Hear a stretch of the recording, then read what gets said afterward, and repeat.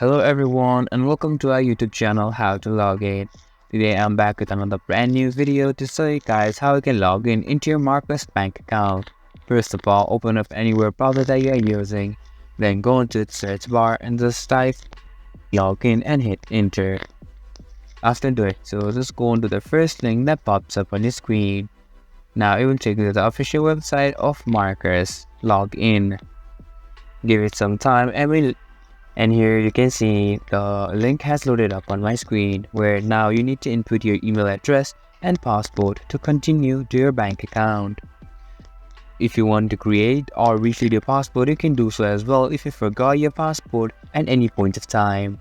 And after inputting your email address and password correctly, just click on continue, then you'll be logged in into your Marcus bank account.